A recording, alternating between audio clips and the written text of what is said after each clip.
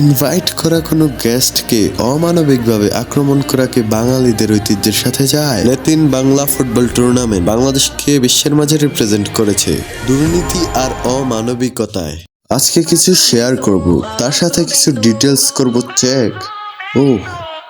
It's me Shanchen Ahmed, welcome back.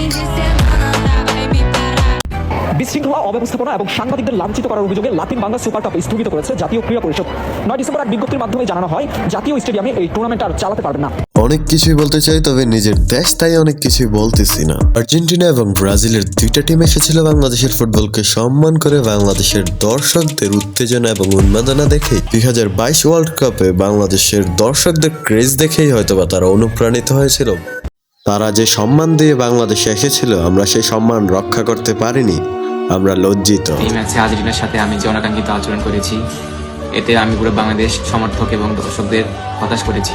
আমি যা আচরণ করেছি, যা আমাদের খেলার স্পিডের সঙ্গে যায় না, এটা আমার ভুল এবং আমি এই ভুলের পুরো দায় নিচ্ছি।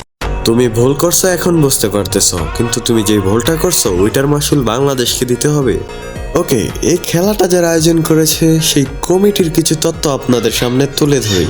টুর্নামেন্ট শুরুর আগে কাফু কেনিজিয়া আসবে বলে ঢাকঢোল পিটিয়ে শোরগোল। ল্যাটিন বাংলা সুপার কাপ শেষ হতে চললেও তাদের টিকিট আরও দেখা নেই। কেনিজিয়ার মতো কিংবদন্তি নয়, আয়োজকরা প্রচারণা চালায় নগরবাউল জেমসকে নিয়েও। তারা তাদের ব্যবসার জন্য দেশের মান সম্মান একেবারে শেষ করে দিয়েছে।